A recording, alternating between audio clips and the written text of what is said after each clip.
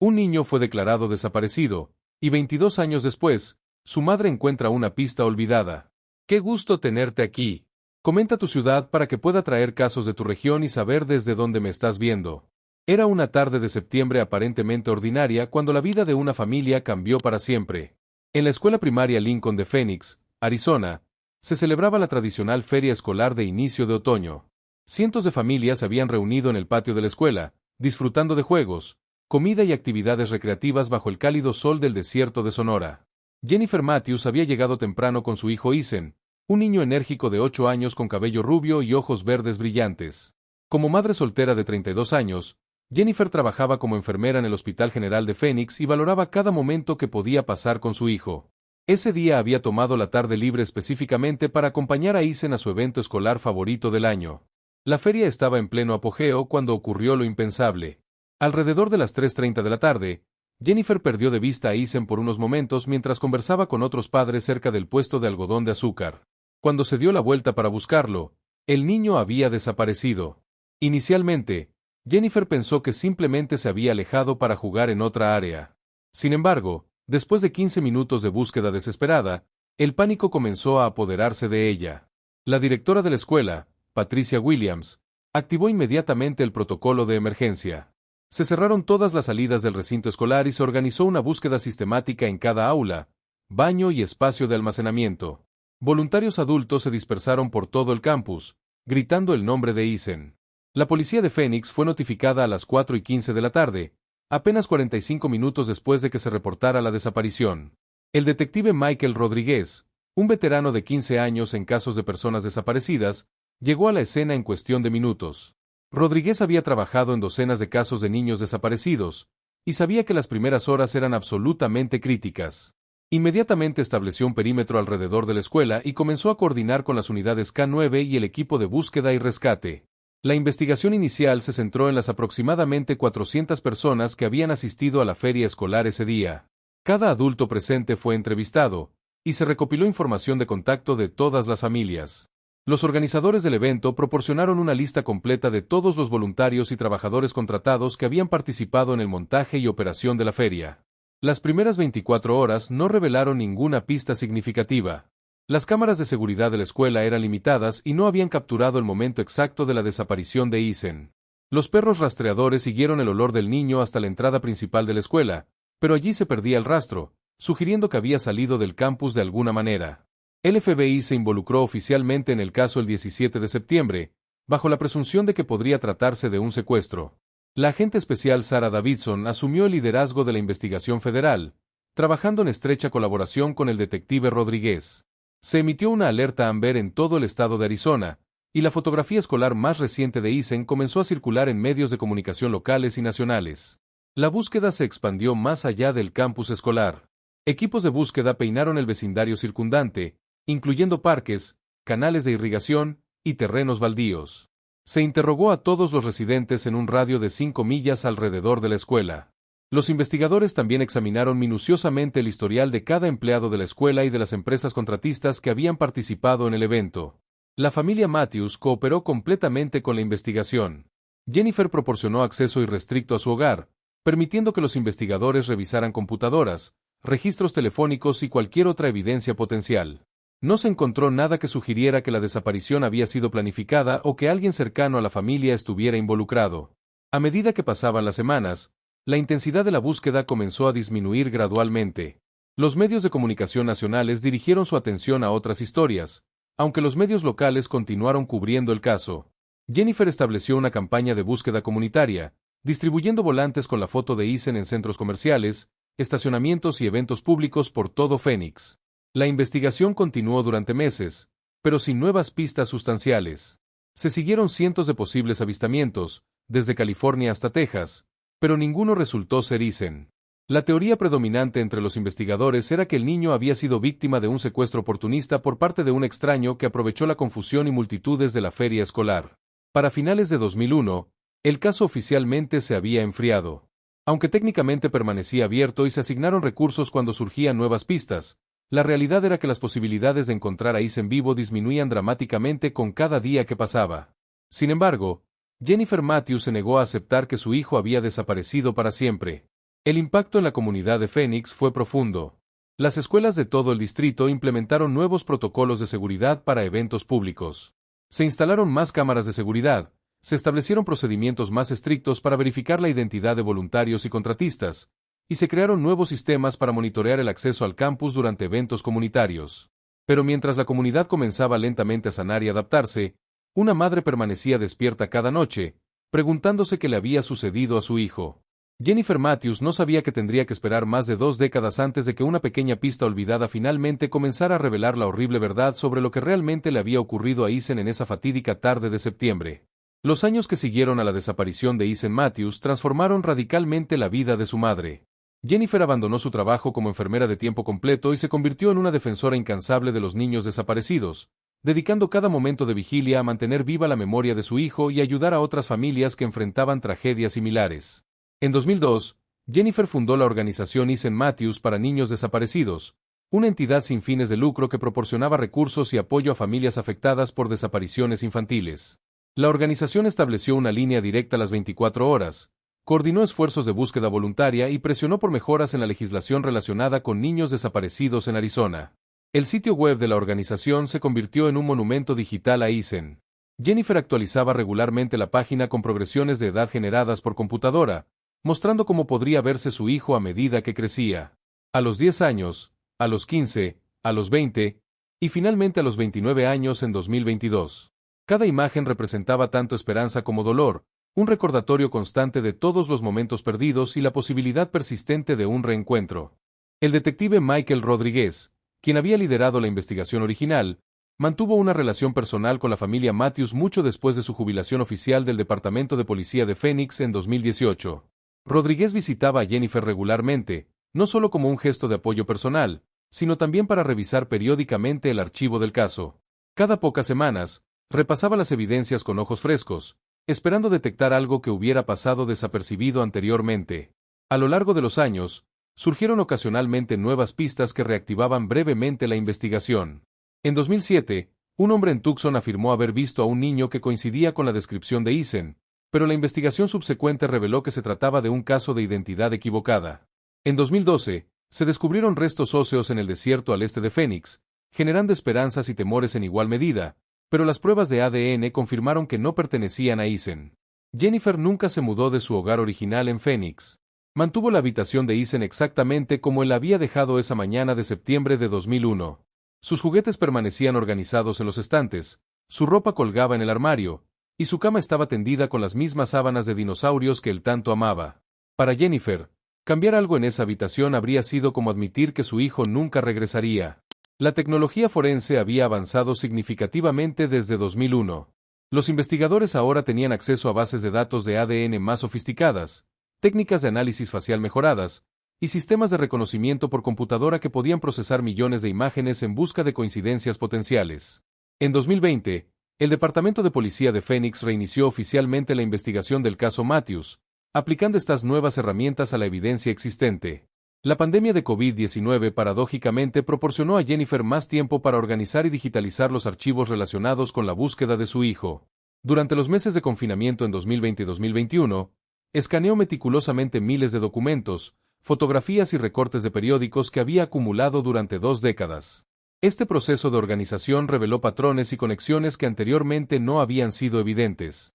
En 2022, Jennifer participó en un podcast nacional sobre casos sin resolver, compartiendo la historia de Eason con una audiencia de millones de oyentes. El episodio generó cientos de nuevas pistas de todo el país, aunque ninguna resultó ser sustancial. Sin embargo, la exposición mediática renovó el interés público en el caso y atrajo la atención de investigadores privados especializados en casos fríos. El detective Rodríguez, ahora de 67 años, había desarrollado una obsesión personal con el caso Matthews. En su tiempo libre, utilizaba su acceso a bases de datos policiales para buscar patrones de crímenes similares en todo el suroeste de Estados Unidos. Había identificado varios casos de niños desaparecidos con circunstancias similares entre 1998 y 2003, sugiriendo la posibilidad de un depredador serial que operaba en la región durante ese periodo. En enero de 2023, Jennifer tomó una decisión que había estado posponiendo durante años. Decidió reorganizar completamente la habitación de Eason, no para borrar su memoria, sino para crear un espacio más funcional para su trabajo de defensa. La decisión no fue fácil, Pero Jennifer sentía que Eason, ahora de 30 años si estuviera vivo, habría querido que el espacio se utilizara para ayudar a otros niños. El proceso de empaque fue emocionalmente devastador. Cada juguete, cada libro, cada prenda de ropa contenía recuerdos preciosos de su hijo. Jennifer trabajó lentamente, tomándose el tiempo para recordar las historias asociadas con cada objeto. Fue durante este proceso cuando hizo un descubrimiento que cambiaría todo. En una caja de cartón que había permanecido intocada en el armario de Eason, Jennifer encontró varios artículos que había olvidado completamente. Entre ellos estaba un pequeño cuaderno de espiral con tapa roja que Eason llevaba consigo constantemente en los meses anteriores a su desaparición. El cuaderno contenía dibujos típicos de un niño de 8 años, superhéroes, dinosaurios, automóviles y escenas de la vida familiar. Mientras hojeaba las páginas familiares, Jennifer llegó a las últimas entradas del cuaderno. Lo que vio allí la dejó sin aliento. En las páginas finales, dibujadas con el crayón azul favorito de Eason, había ilustraciones que nunca antes había notado. Los dibujos mostraban a un hombre alto con características distintivas, una barba espesa, un sombrero de béisbol, y lo que parecía ser un uniforme o camisa de trabajo. Junto a los dibujos, en la letra irregular de Eason, estaba garabateada una dirección, 1247 Desert View Road. Jennifer sintió que el mundo se detenía a su alrededor.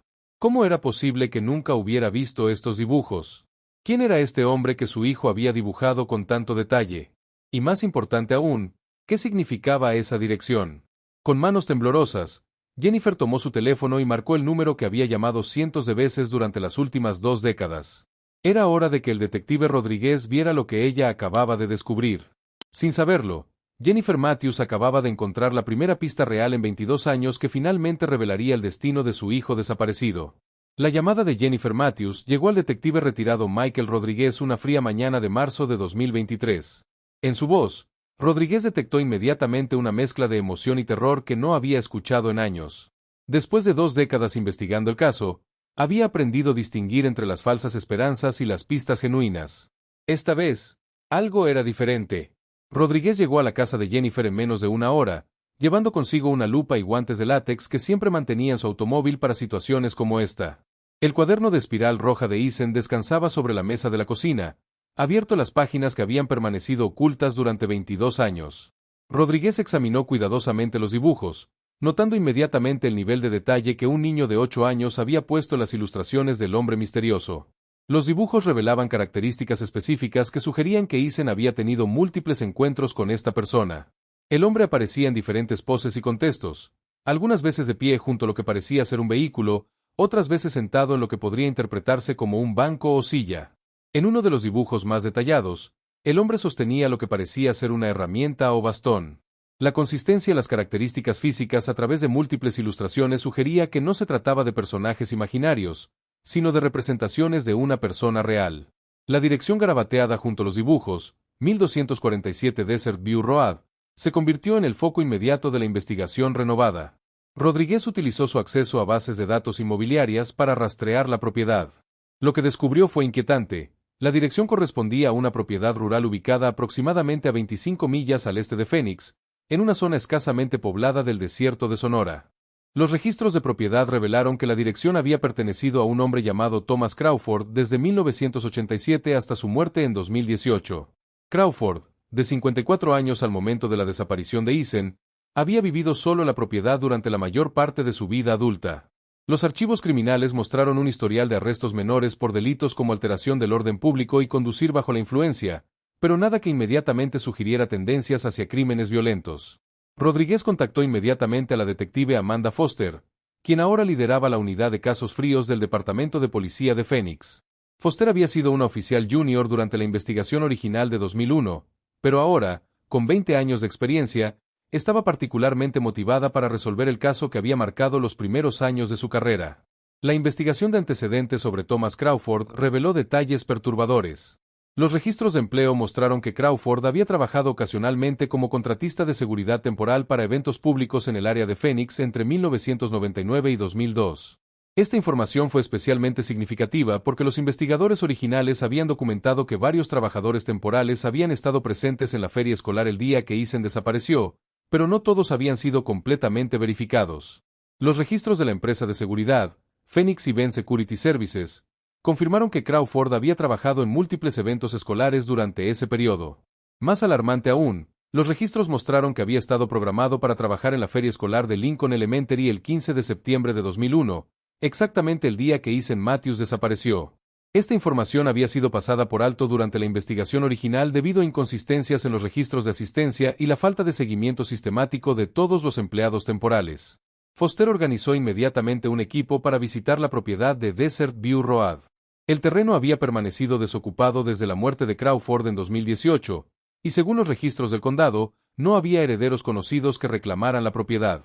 La casa, una estructura modular de una sola planta rodeada de acres de desierto árido, mostraba signos evidentes de abandono y deterioro. La primera visita al sitio se realizó como un reconocimiento preliminar. Foster y Rodríguez, acompañados por 2 oficiales adicionales, recorrieron el perímetro de la propiedad, documentando la distribución del terreno y las estructuras existentes. Además de la casa principal, había varios edificios anexos, un cobertizo para herramientas, un garaje separado, y lo que parecía ser un pequeño establo o corral que había caído en desuso. Durante esta inspección inicial, los investigadores notaron varios elementos que requerían una investigación más profunda. El área alrededor de los edificios anexos mostraba evidencia de excavaciones anteriores, con montículos de tierra y depresiones que no parecían naturales. También encontraron restos de una fogata reciente en el patio trasero, a pesar de que la propiedad supuestamente había estado desocupada durante años. La detective Foster solicitó oficialmente una orden de cateo para la propiedad, citando la conexión directa entre Thomas Crawford y la desaparición de Ethan Matthews. El juez aprobó la solicitud en 48 horas, autorizando una búsqueda completa de la propiedad y la exhumación de cualquier área que pareciera haber sido alterada recientemente. Mientras esperaban la aprobación legal para proceder, Rodríguez y Jennifer trabajaron juntos para analizar más profundamente el cuaderno de Ethan. Utilizando técnicas forenses modernas, pudieron detectar impresiones de escritura en páginas que parecían en blanco. Estas revelaciones adicionales incluían más dibujos del mismo hombre, así como lo que parecían ser intentos de Ethan de escribir números de teléfono o códigos. La investigación también se expandió para incluir una revisión completa de todos los casos de niños desaparecidos en Arizona entre 1998 y 2003. Los investigadores querían determinar si Thomas Crawford podría haber sido responsable de otras desapariciones además de la de Ethan. Esta búsqueda reveló 3 casos adicionales con similitudes inquietantes. Todos involucraban a niños de entre 7 y 10 años que habían desaparecido durante eventos públicos donde se sabía que se habían empleado trabajadores de seguridad temporales. La tecnología forense moderna también permitió un análisis más sofisticado de los dibujos de Ethan. Los expertos en psicología infantil examinaron las ilustraciones para determinar el estado emocional del niño cuando las creó. Sus conclusiones fueron perturbadoras. Los dibujos mostraban signos de estrés y ansiedad, particularmente la forma en que Ethan había representado las manos y la expresión facial del hombre. Estos indicadores sugerían que los encuentros entre Ethan y Crawford no habían sido casuales o amistosos. A medida que se acercaba la fecha programada para el cateo de la propiedad, Jennifer Matthews se preparaba mentalmente para la posibilidad de que finalmente obtuviera respuestas sobre el destino de su hijo. Después de 22 años de incertidumbre, la perspectiva de conocer la verdad era tanto aterradora como liberadora. Rodríguez le había explicado que las posibilidades de encontrar a Ethan vivo después de tanto tiempo eran virtualmente inexistentes, pero Jennifer necesitaba saber qué había sucedido. El equipo forense programado para examinar la propiedad incluía especialistas en antropología forense, técnicos en ADN y expertos en análisis de suelos.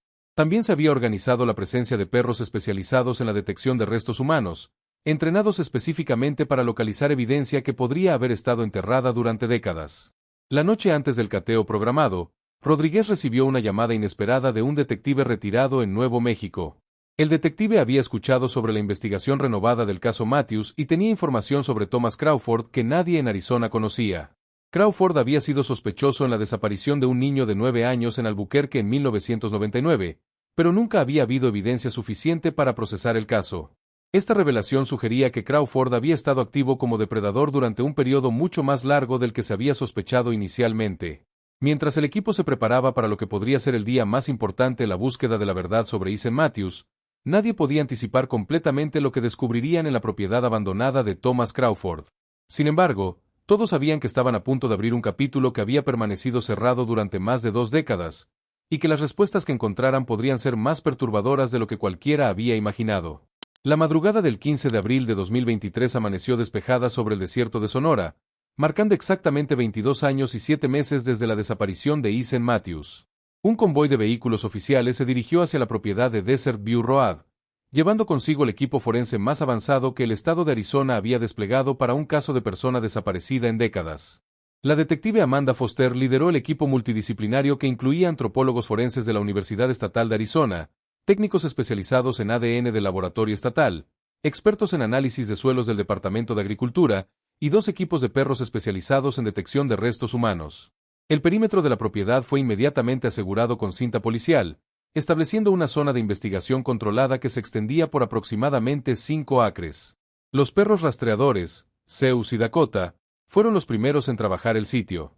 Estos animales, especialmente entrenados para detectar el olor de restos humanos incluso después de décadas de descomposición, comenzaron inmediatamente a mostrar interés en varias áreas específicas de la propiedad.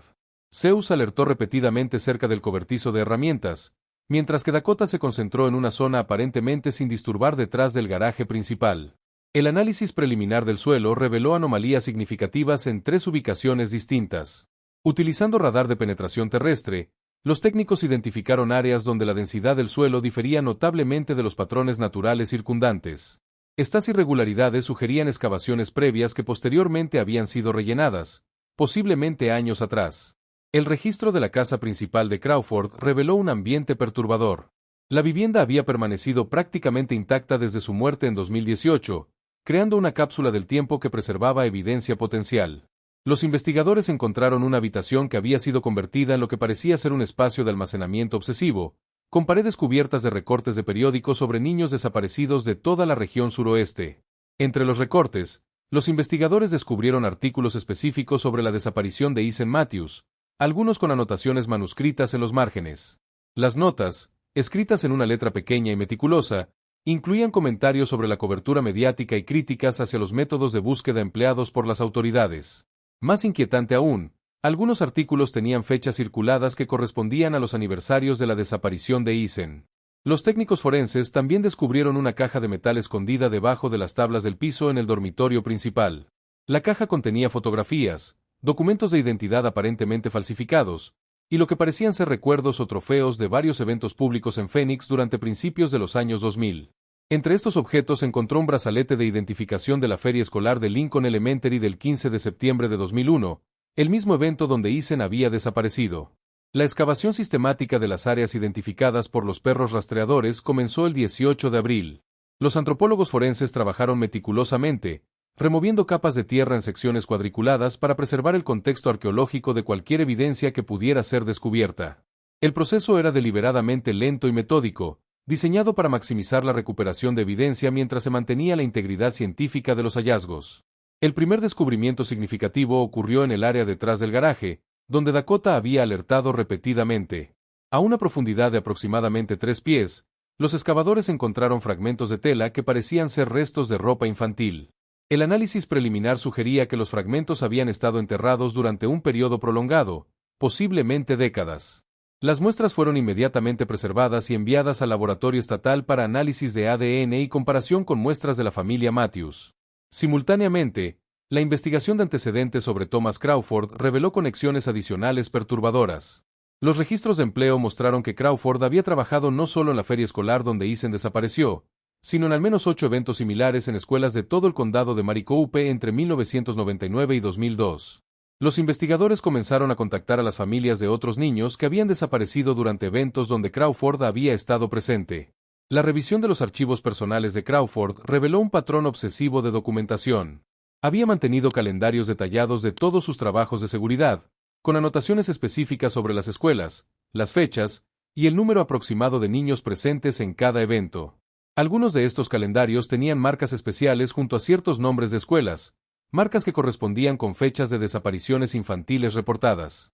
El 25 de abril, el segundo equipo de excavación, trabajando cerca del cobertizo de herramientas donde Zeus había alertado, hizo un descubrimiento que envió ondas de shock a través del equipo investigativo. A una profundidad de aproximadamente 4 pies, encontraron lo que parecían ser restos óseos humanos. Los huesos estaban en un estado de preservación relativamente bueno, protegidos por las condiciones áridas del desierto de Arizona. La antropóloga forense principal, Dr. Rebecca Harrison, examinó inmediatamente los restos. Sus observaciones iniciales sugirieron que los huesos pertenecían a un individuo joven, posiblemente un niño de entre 8 y 10 años. La estimación preliminar de la edad de los restos, basada en el estado de descomposición y las condiciones del suelo circundante, indicaba que habían estado enterrados durante aproximadamente 20 a 25 años. La noticia del descubrimiento de restos óseos se mantuvo inicialmente confidencial mientras se realizaban las pruebas preliminares. Sin embargo, la detective Foster notificó discretamente a Jennifer Matthews sobre el hallazgo, preparándola para la posibilidad de que finalmente pudieran tener respuestas definitivas sobre el destino de Eason. Jennifer, acompañada por Rodríguez, esperó ansiosamente los resultados de las pruebas de ADN que determinarían si los restos pertenecían a su hijo. Mientras esperaban los resultados de ADN, que podrían tomar hasta 2 semanas, la excavación continuó en otras áreas de la propiedad. Los investigadores descubrieron evidencia adicional que sugería que la propiedad había sido utilizada durante años para actividades ilícitas. Se encontraron restos de múltiples estructuras temporales que habían sido desmontadas, así como evidencia de actividad regular de vehículos en áreas donde no había caminos establecidos. La investigación también reveló que Crawford había realizado modificaciones significativas a la propiedad a lo largo de los años. Los registros del condado mostraron que había solicitado permisos para múltiples proyectos de construcción menor, incluyendo la instalación de un sistema de irrigación subterráneo y la construcción de varias estructuras de almacenamiento. Sin embargo, muchas de estas mejoras no correspondían con lo que los investigadores encontraron en el sitio, sugiriendo que los permisos podrían haber sido una fachada para ocultar otros tipos de actividad. El análisis de los fragmentos de tela encontrados previamente reveló fibras que eran consistentes con la ropa que Eason Matthews había estado usando el día de su desaparición. Específicamente, las fibras azules correspondían con la descripción de la camiseta de los Phoenix Suns que Jennifer recordaba vívidamente que su hijo había escogido usar esa mañana.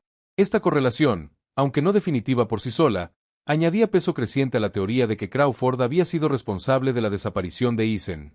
El 2 de mayo de 2023, mientras el equipo continuaba procesando evidencia de la propiedad de Crawford, llegaron los resultados preliminares de ADN del laboratorio estatal. Los análisis confirmaron que los restos óseos encontrados correspondían a un perfil genético que era consistente con ser el hijo biológico de Jennifer Matthews. Después de 22 años de incertidumbre, Jennifer finalmente tenía la confirmación de que su hijo había sido encontrado. Sin embargo, esta confirmación también marcó el comienzo de una nueva fase de la investigación. Los investigadores ahora tenían evidencia física definitiva de un crimen, pero muchas preguntas permanecían sin respuesta. ¿Exactamente qué había sucedido con Eason después de su secuestro? ¿Había Crawford actuado solo? ¿Había otras víctimas? Y quizás más importante, ¿cómo había logrado Crawford evadir la detección durante tanto tiempo mientras operaba tan cerca de una investigación activa de alta prioridad? Los restos óseos revelaron evidencia adicional que los investigadores aún estaban procesando. El análisis forense preliminar sugería que habían ocurrido eventos traumáticos, pero los detalles específicos requerían estudios más extensos. Lo que ya era claro era que el caso de Eason Matthews había evolucionado de una investigación de persona desaparecida a una investigación de homicidio, y que las implicaciones podrían extenderse mucho más allá de un solo crimen. La confirmación del ADN marcó un punto de inflexión devastador en la búsqueda de Jennifer Matthews. Después de 22 años manteniendo viva la esperanza de que Eason pudiera estar en algún lugar esperando regresar a casa, la realidad científica había cerrado definitivamente esa posibilidad. El niño de 8 años que había desaparecido en una tarde soleada de septiembre nunca había tenido la oportunidad de crecer, de graduarse, de formar una familia propia. Los análisis forenses posteriores revelaron detalles que reconstruyeron los eventos finales en la vida de Eason Matthews. Los restos óseos mostraron evidencia de trauma contundente, sugiriendo que el niño había sufrido lesiones significativas antes de su muerte. Los antropólogos forenses determinaron que las lesiones eran consistentes con un patrón de violencia que había escalado durante un periodo de tiempo, indicando que Eason había estado vivo durante semanas o posiblemente meses después de su secuestro. La excavación continuó revelando evidencia adicional que pintaba un cuadro cada vez más perturbador de lo que había ocurrido en la propiedad de Thomas Crawford. Los investigadores descubrieron los restos de lo que parecía haber sido una estructura subterránea rudimentaria, posiblemente utilizada como lugar de confinamiento. Los fragmentos de materiales de construcción encontrados incluían cadenas, cerraduras, y restos de lo que podría haber sido un sistema de ventilación improvisado. El análisis de los objetos personales encontrados en la caja de metal de Crawford proporcionó evidencia de que había estado obsesionado con documentar sus crímenes. Entre los objetos se encontraron fotografías de múltiples niños, no solo de Eason, tomadas aparentemente sin el conocimiento de los menores o sus familias. Estas fotografías habían sido tomadas en diversos eventos públicos durante un periodo de varios años, sugiriendo un patrón de acechamiento que precedía a los secuestros. La investigación expandida identificó conexiones entre Crawford y al menos 3 casos adicionales de niños desaparecidos en Arizona y estados vecinos entre 1999 y 2003. Los patrones eran consistentes. Todos los casos involucraban niños de edad similar que habían desaparecido durante eventos públicos donde Crawford había trabajado como personal de seguridad temporal. Los investigadores comenzaron a coordinar con agencias de aplicación de la ley en Nuevo México, Nevada y California para determinar si Crawford podría haber sido responsable de más desapariciones. Los registros médicos de Crawford, obtenidos después de su muerte, revelaron un historial de tratamiento psiquiátrico que se remontaba a su adolescencia. Los documentos mostraban múltiples hospitalizaciones por episodios psicóticos y un diagnóstico de trastorno de personalidad antisocial. Más significativamente, los registros indicaban que Crawford había sido dado de alta de un centro de tratamiento de salud mental apenas 6 meses antes de que Eason Matthews desapareciera, a pesar de las recomendaciones del personal médico para una hospitalización prolongada. La cronología reconstituida de los eventos de septiembre de 2001 pintaba un cuadro de planificación deliberada por parte de Crawford. Los registros de su empleador mostraban que había solicitado específicamente trabajar en eventos escolares, particularmente aquellos que involucraban grandes multitudes de niños y familias. Sus supervisores posteriormente recordaron que Crawford siempre se ofrecía como voluntario para turnos adicionales y parecía particularmente interesado en trabajar cerca de áreas donde se congregaban los niños. El día de la feria escolar de Lincoln Elementary, Crawford había estado asignado a supervisar la entrada principal, una posición que le habría dado amplia oportunidad de observar a los niños asistentes e identificar objetivos potenciales. Los registros de entrada del evento mostraban que había llegado temprano y se había quedado después del final oficial de su turno, aparentemente esperando la oportunidad perfecta para actuar. La reconstrucción forense de los eventos sugería que Crawford había aprovechado un momento de distracción cuando Jennifer Matthews estaba conversando con otros padres para traer a Eason lejos de la multitud.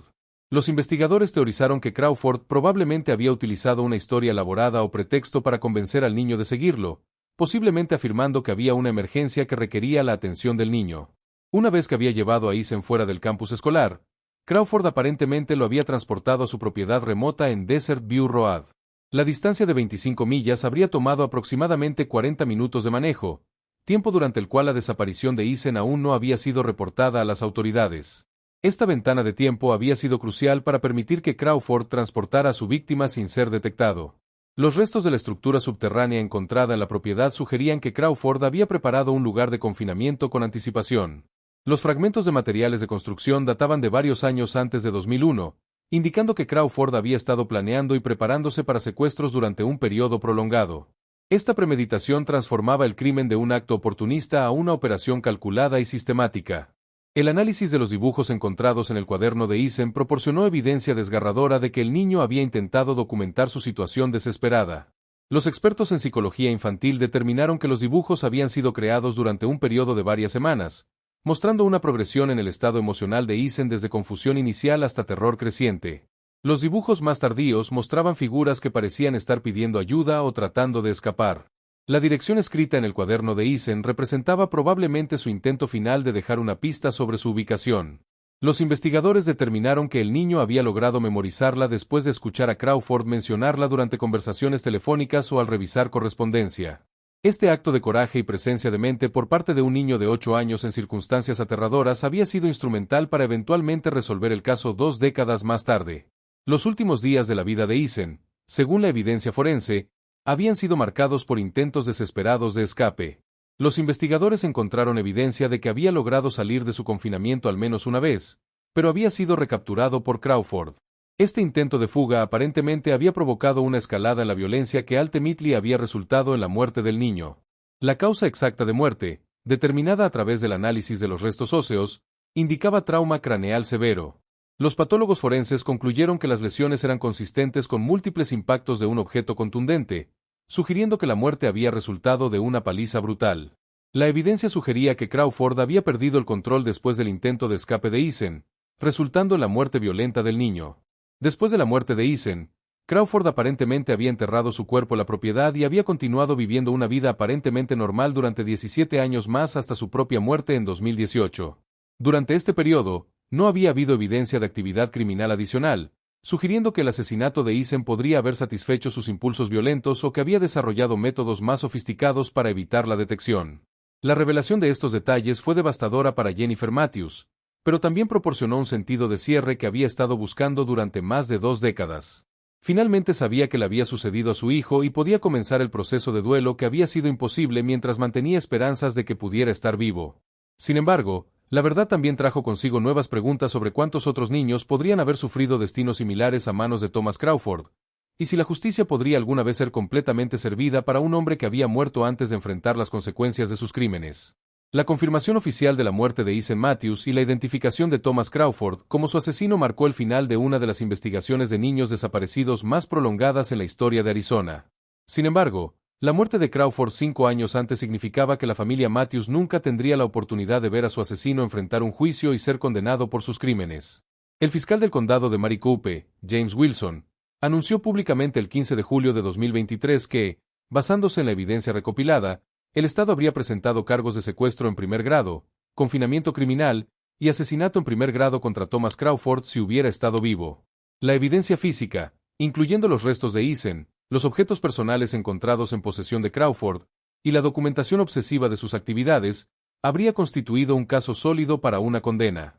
Jennifer Matthews enfrentó la realidad compleja de obtener respuestas después de tanto tiempo, pero sin la satisfacción de ver justicia administrada en una corte de ley.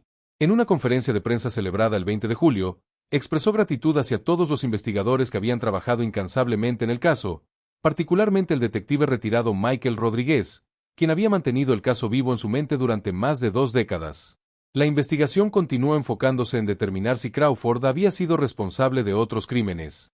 Los detectives coordinaron con agencias de aplicación de la ley en toda la región suroeste para revisar casos sin resolver de niños desaparecidos durante el periodo en que Crawford había estado activo. Se identificaron al menos 5 casos adicionales que mostraban similitudes significativas con el secuestro de Ethan, aunque la evidencia física en estos casos era más limitada.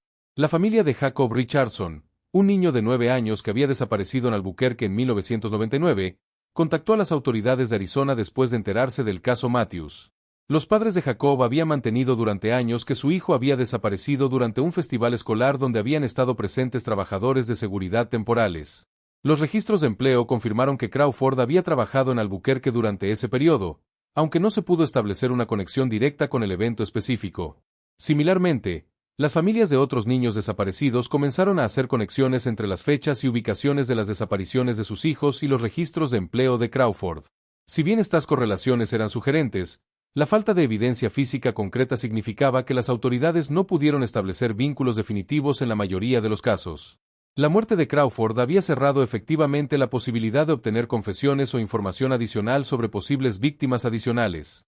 El proceso de determinar qué hacer con los restos de Ethan presentó desafíos emocionales únicos para Jennifer. Después de 22 años imaginando el regreso de su hijo a casa, ahora tenía que planear su funeral. Jennifer decidió que Ethan sería cremado y sus cenizas serían enterradas en el cementerio Greenwood de Phoenix, donde había reservado un lugar junto al que eventualmente sería su propio sitio de descanso final. El funeral de Ethan Matthews se celebró el 5 de agosto de 2023, más de 22 años después de su muerte. La ceremonia atrajo no solo a familiares y amigos, sino también a miembros de la comunidad que habían seguido el caso durante décadas. Muchos de los investigadores que habían trabajado en el caso a lo largo de los años asistieron, incluyendo el detective Rodríguez, la detective Foster, y varios agentes federales que habían participado en la búsqueda original. Durante la ceremonia, Jennifer eligió recordar a Ethan como el niño enérgico y curioso que había sido, no como una víctima de violencia. Compartió memorias de su amor por los dinosaurios, su entusiasmo por los deportes, y su naturaleza bondadosa.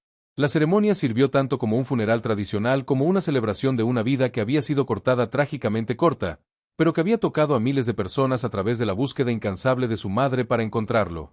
La organización Ethan Matthews para niños desaparecidos, que Jennifer había fundado en 2002, continuó sus operaciones después del cierre del caso. Sin embargo, Jennifer anunció que reduciría gradualmente su participación directa en las operaciones diarias, pasando liderazgo a otros defensores que habían trabajado con la organización durante años. Su decisión reflejaba una necesidad personal de procesar su duelo y comenzar un nuevo capítulo de su vida después de más de 2 décadas definidas por la búsqueda de su hijo. Los registros de la propiedad de Desert View Road fueron transferidos al condado de Maricopa después de que se determinó que Crawford no tenía herederos conocidos. La propiedad fue eventualmente demolida y el terreno fue designado como un sitio conmemorativo no oficial para víctimas de crímenes violentos. Jennifer visitó el sitio una vez después de la demolición, no para recordar los horrores que habían ocurrido allí, sino para despedirse del lugar donde su hijo había pasado sus últimos días. El detective retirado Rodríguez, cuya obsesión personal con el caso había sido instrumental para su eventual resolución, recibió reconocimiento oficial del Departamento de Policía de Phoenix por su dedicación extraordinaria. Su negativa a permitir que el caso se enfriara completamente, incluso después de su jubilación, había demostrado la importancia de mantener vivos los casos sin resolver y continuar aplicando nuevas tecnologías y métodos investigativos a evidencia antigua. La detective Foster, quien había liderado la investigación renovada, fue promovida a la posición de jefa de la División de Casos Fríos del departamento. Su éxito en resolver el caso Matthews había demostrado el valor de dedicar recursos significativos a casos sin resolver, particularmente aquellos que involucraban a niños desaparecidos. Su departamento continuó aplicando las lecciones aprendidas del caso Matthews a otros casos sin resolver en todo el estado. El Laboratorio Forense Estatal de Arizona procesó la evidencia restante de la propiedad de Crawford durante varios meses adicionales después del cierre oficial del caso. Los científicos forenses esperaban que el análisis adicional pudiera proporcionar evidencia que conectara a Crawford con otros casos sin resolver. Si bien no se encontraron conexiones definitivas adicionales, el proceso refinó las técnicas utilizadas para analizar evidencia que había estado enterrada durante periodos prolongados en condiciones desérticas. La historia de Ethan Matthews se convirtió en un caso de estudio para investigadores de todo el país, demostrando la importancia de preservar meticulosamente toda la evidencia, incluso en casos que parecían haberse enfriado permanentemente. El cuaderno de dibujos que había permanecido sin examinar durante 22 años sirvió como un recordatorio poderoso de que las pistas más importantes a menudo podían estar escondidas a la vista, esperando ser descubiertas por ojos frescos o nuevas perspectivas. Para Jennifer Matthews, el cierre del caso representó tanto un final como un comienzo. Después de décadas de incertidumbre, finalmente podía comenzar el proceso de duelo verdadero que había sido imposible mientras mantenía esperanzas de que Ethan pudiera regresar. Su historia se convirtió en un testimonio de la fuerza del amor maternal y la importancia de nunca rendirse en la búsqueda de la verdad, sin importar cuánto tiempo pudiera tomar encontrarla. El legado de Ethan Matthews perduraría no solo en la memoria de aquellos que lo conocieron y amaron, sino también en las mejoras a los métodos investigativos y en la inspiración que su historia proporcionó a otras familias enfrentando tragedias similares. Su caso demostró que, incluso después de décadas, la justicia y las respuestas aún podían ser posibles, y que las víctimas de crímenes violentos nunca debían ser olvidadas, sin importar cuánto tiempo hubiera pasado desde que desaparecieron.